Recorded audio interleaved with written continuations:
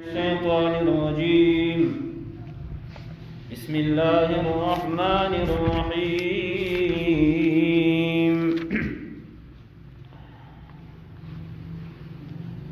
آمن الرسول بما أنزل إليه من ربه والمؤمنون كل آمن بالله وملائكته وكتبه ورسله لا نفرق بين أحد من رسله وقالوا سمعنا وأطعنا غفرانك ربنا وإليك المصير. صدق الله مولانا العظيم. دلته باندې ګرمي برداشت کوو، دا کله کله دې مو عزت مند دي. نو بارا موږ خپل کوشش دا کوو چې انتظام ټول موږ برابر کړی، خو بهرحال من جانب الله چې څه وشي هغې ته څوک سویای نه شي. مختصر انداز کې انشاءالله د دغې دوې آیتونو زه وضاحت کوم. د دغې نه مخکې کوم آیت وایي کې الله دا وفرمایل چې تاسې څه هم کوئ، کومه عقیده په خوله ظاهره یا په زړه کې پټه کړي، یا څه اعمال دي په ظاهره یې کوئ یا په پټه کوئ، دا ټول الله ته معلوم دي. د دغې ټولې به الله تو سره حساب کتاب کوي. نو ګوره د انسان په زړه کې خو قسم قسم خبرې درومي، بعضې د هغې په اختیار کې نه روشي. نو صحابه کرام ډېر غمجن شول چې هر چې د الله هغه احکامات چې وو چې لمونځ ده، رژا ده، زکات ده، حج ده، هغه مار څه موږ وکړل، په واس کې مو کول مو کوي. او هر چې اوس ځنه داسې خبرې دي چې هغه موږ زړه نه غواړي چې موږ دا زړه کې روشي، حتی چې په خوله یې نه څرګندوو زړه کې روشي. الله چې یحاسبکم به الله، په دې به الله سره حساب کوي. نو دا خو موږ پکې روغللو. نبی علیه السلام ته دا خبره پیش کړه. علیه السلام ته وفرمایل تاسې د هغې خلکو په شان مه کېږئ لکه مخکې چا کتابونه ورته میلاو یعنې یهود او نصارا چې د الله حکم به کله ورته میلاو شو وبه یې چې سمعنا وعصینا، موږ دا خبره اورېده او موږ په دې نافرماني وکړه، بلکې تاسې په دا چې سمعنا واطعنا، یا الله تو چې کوم حکم وي موږ هغه اورېده قبول مو کړو، موږ په هغې باندې یا الله عمل وکړو.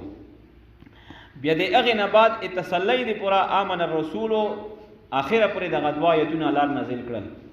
چې دغه مسلمان د دغه الله جل جلاله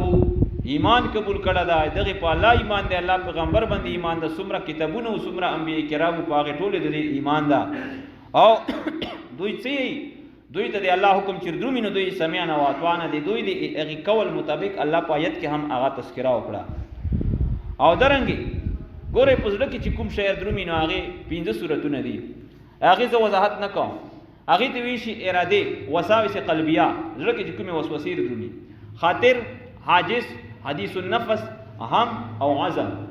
د څلور قسمه ارادې داسې دي چې لکه اوس مثلا زړه کې مې یوه خبره وکړه چې زه دا ګناه کوم، ډایرکټ مې سوچ هم ختم شم، اراده مې ترک کړه چې نه یې کوم، داسې د نوره هم لږې لږې پکې ترقي کېږي. الله په دې مؤاخذه نه کوي. عزم چې دا عزم چې بالکل د اراده په زړه کې نیولې وي چې ده به دا خامخا کوه، صرف د موقع انتظار وي. اوس که دا ګناه سړی ونه کړي په دغې باندې الله پاک یعنې مؤاخذه به په دغې باندې کوي. نو هر چې د نور شی لا یکلف الله نفسا الا وسعها، الله پاک انسان د خپل طاقت مطابق مکلف کوي. نو هغه ته په اختیار کې نه دي، لہذا په هغې د الله جل جلاله ته مؤاخذه نه کوي. بیا به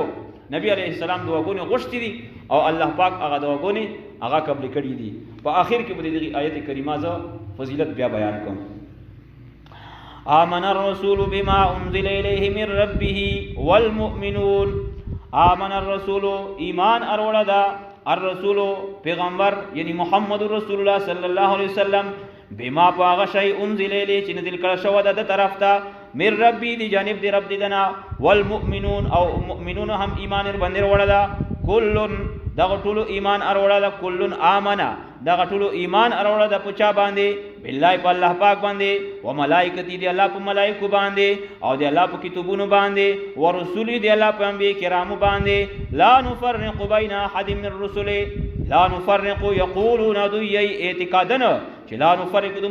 موږ تفریقا نه پکې کوو په مباین دی یو کې هم من رسول د انبیاء کرامونه چې موسی منه عیسی نه منه، عیسی منه موسی نه منه، دا خبرې نشته. ټول دی الله انبیاء کرام دی برحق دی دغه ټول موږ منو، پاک خلق وو. وقالو دوی سمعنا واطعنا سمعنا چې الله موږ اوریدو سمعنا موږ اوریدو ما امرنا به چې د کوم شي مت امر شو ده واطعنا عملا او موږ دغه اطاعت مو کوم قبول کو غفرانك نطلب غفرانك یا نسألك غفرانك یا الله موږ ته د مغفرت طلب کو مغفرت تینا غوڑو بخشش تینا غوڑو ربنا پروردگار دی موجا و الیک المصیر او دو طرف تا پسید رجودو لا یکلف اللہ نفسا الا وسعها اللہ پاک تکلیف نویر کئی نفسا یو نفستا الا وسعها مگر دی اطاقت دغی نفس مطابق لها ما کسبت دغی نفس لربوی ما کسبت اجر ما کسبت اجر دی اغیش چکم دای کسب کئی وعلیها ما اکتسبت او پدغ نفس باندې بی وبال دی اغی اکتسبت چکم دای کسب کئی نو کشکئی دی بو اجر ته ملویږي بد کوي دی دغه بو سزو ته ملویږي ربنا لا تؤاخذنا ای پروردگار دی موجا لا تؤاخذنا ته موجا مؤاخذه ما اوکي موجا پکړ ما اوکي ان نسینا کچر دې موږ نه یاله سیر شي یو عمل له یاله نه ير شي په مؤاخذه مو کې او اخطانا یاله موږ په مؤاخذه مو کې موږ پکې خطا شو یو نسیان یو خطا دو نسیان لکه مثلا زه او داس کوم او خلیته او باچو رجار نه روا نو شی پوزړه کولاو سره مې او بو وچلې دا نسیان ده په دې باندې رجا موتیږي هم نه او قبل کستوي سره پیږي چې یاره دا سړی چې د بروبار د رجا سوي شي کزوي ته ونچې رجا دی نو به د شاخ پوکي شاخ برادادو او کپیږي چې سړی کمزور شو دا اسه هم ویني ردو بس ځاغ ما په کوو دی شي په دغه باندې رجا نه موتیږي او یو خطا دو چې خلیته مې وبا چولا نو په دې دوران کې مې اچانک تیر شول دا خطا دو او د خطا د آخرت په اعتبار سره مؤاخذه نشته ده دنیا په اعتبار سره مؤاخذه دی چې به دغه سړی بیا کفاره قضا به کوي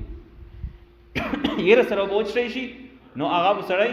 هغه رجا په موته هم نشول قضا کو نشته بس هغه رجا سر ته ورسي او هر چې په خطا سره وي نتیری شي نو به بده دغه رجا د بیا قضا کوي په دغه دوران کې به هم بیا اینه پس فروق شکنه یخله به باندې ربنا لا ولا تحمل علينا اي پروردگارا لا تحمل علينا مجبند ما او چوي اسرن درون بوجو کما حملته لك سرن جدا چولو على الذين خلق باندې من قبلنا چې مخکې دي ایموجنو مخکې ګوره چې څومره امتونه دي خصوصا يهود او نصارا الله پاک موږ سخت مشکلات او عبادت پچولیو لکه مثلا زکات کې موږ باندې چې زکات فرض شي په 40 کې 2 روپۍ ورکړي په هغه باندې 45 کې سلامه حساب په موږ په 4000 کې 40 روپۍ دی په هغه په 4000 کې 1000 روپۍ دي ته وسوک ټینګ شي او درنګي کپڑے باندې نجاست ته ولګیدا اوړ کده متیازي در وکړي بل غندګي په ولګیدلا نو چې څنګه کپڑا هم د بس دري وري وینځه یو وري نه چوڑ کا بیا وینځه چوڑ کا دري وري د غرنګي او وینځه او نه چوڑ کا د صفاش ولا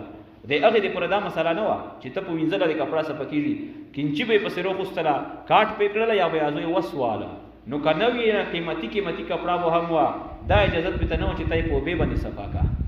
د غرنګي مال غنیمت جنگ د دشمن سره وکړي موږ دې پورا الله فرمایي د کافر د لوس نهروان سے په میدان جنگ کې ټوله کې پاک مال لاغه ده د هر قسم د حرمت شایبینه پاک استعمال وای د دې پورا د اجازه نه بلکې میدان کې شیر دوا ایته بوتیلا یو کې اپ وسی دي زکات استعمال د اچاله پر جائز نه په غره باندې شیر دوا د اسمون نه بور وي تر کوڅ شو د چاول چې قبول شاو وسوځي ده اچا چې قبول نشو نو هغه په هغه دوی کې پروت وو موږ ول زکات ته بسویر کوي بل په شمر باندې هم شي او په پټه طریقه سره ادا هم شي او دغه رنګ د هغه المنزونه د مسجد نه علاوه په بل ځای کې نه ادا کېدل موږ دې پر الله پاک ټول هم زکات پاک ګرځولې دا مسجد چې بس کوم ځای کې ته مکای اول کوشش کړي مسجد تر دروما او کني نو بس کوم ځای کې ته مکای نو هغه دروما ګناه دو هغه بس توبه او صلات پټه باندې پوزړه کې توبه دا وسه الله دې ګناه معاف کړلا د هغه وو ګناه چې وکړلا نو په سبینه به په تنبوي طریقه لیوا زه څومره صح حکم ده او دغه رنګي سړی مرتد شو نو اوس د مرتد حکم نه اعاذ بالله څوک مرتد شو د اسلام نه انکار وکړو نو حکم دا چې دا بدري د مهلت ورکړي شي کبیا توبه یو بسلخ بیا مسلمان ده او کني قتل کوله بشي د هغه د پر د توبه مسله نه ډایرکټ سر کلم کوه نو الله دعا وشي الله موږ هغه مشکلات چک کې الله نه چک ربنا ولا تحملنا ما لا طاقة لنا به اي پروردگار دې موږ ولا تحملنا موږ باندې ما او چې هغه مصیبتونه لا طاقت لنا چې موږ د هغې طاقت نه وي، لا طاقت لنا به چې نوی طاقت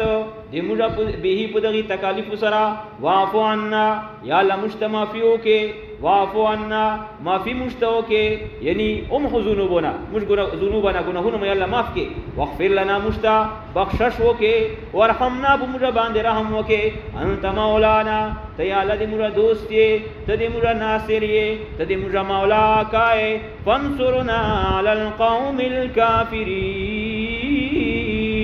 یا الله ته موږ امداد وکړې په قوم داسې قوم باندې چې کافر دي. نو سوره بقره دا الحمدلله سر ته ورسېده. مختلف قسم ته مضامین پکې بیان شول، توحید، رسالت او قیامت، اثبات بعد الموت او دغه مسائل مختلف انداز کې. او دغه اخیری دعا آیتونه چې دي چې د مو تلاوت کړل تاسو په مخ کې جناب رسول الله صلی الله علیه وسلم ته دا براه راست ملو شوې دي.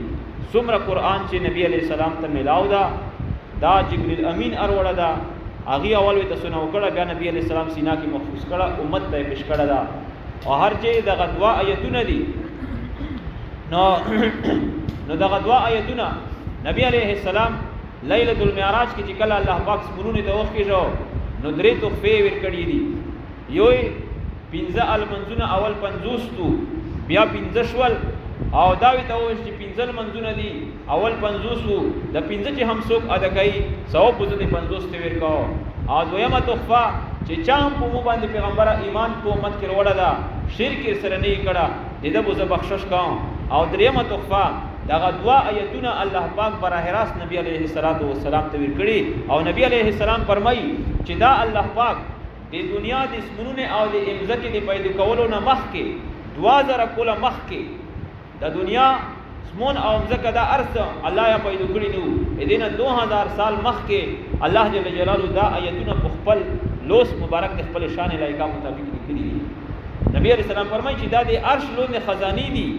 د هغه خزانې نه الله پاک مو ته دغه آیتونه ورکړي دي. نو لہذا تاسو ته پچار دادو چې دا به تاسو په خپل هم یو د کوی او په خپل بچونه به یو د کوی، په خپل شزینا به یو د کوی ورز د کوی به. او دا چې څوک وی لکه المنز کې مې هم اول تقریر کې شپې سملی د دعا آیتونه څوک تلاوت کی الله داسې اجر ورکړي لکه ټول شپه چې الله د تهجد باندې تیر کړي. نبی علیہ السلام فرمایي چې څوک د دعا آیتونه شپې تلاوت کی دا د دې پر باس کافی شول. او درنګي حکم کور کې درې ریزه دا آیتونه تلاوت شي، لکه نن د شپه تلاوت کو سبو دې کو بل ارزه کو. علیہ السلام فرمایي چې دغه کور ته شیطان نشي ارنځ کېدای. نو شیطان چې د کور نه لري شي نو غوړې سره لہذا د څومره ملګری چې دي دغه په مخ کې دا گزارش تا یادرنګ د ریکارډ په ذریعہ سره چې چاته دغه خبر رسی چې خامخا به دوی کوشش کوي چې دا آیتونه یو دي کې مختصر آیتونه دي او درنګ شپې چې کله هم سملی نو دغه ورت کوي او درنګ کایو د نش په قران کې چې دا تیرې نو بیا هم دغه سړی چې دا په دوی درې ورځې کې بیا ویل یو شي قران کې سره تاسو سول کوي دي د دې زوینا آمن الرسول بما انزل الیه من ربه والمؤمنون یو آیت دادا در ربنا والیک المصیر پر ویم لا یکلف الله نفسا الا وسعها د دې شروع شي وانصرنا علی القوم الکافرین پر دا دعا آیتونه دي. نو دغه چې څوک دا ورت کوي الله جل جلاله دته دغه اجرونه نصیب کوي. الله دې موږ ته په دغه خبرو عمل کولو توفیق نصیب او فرمایي. واخر دعوانا ان الحمد لله.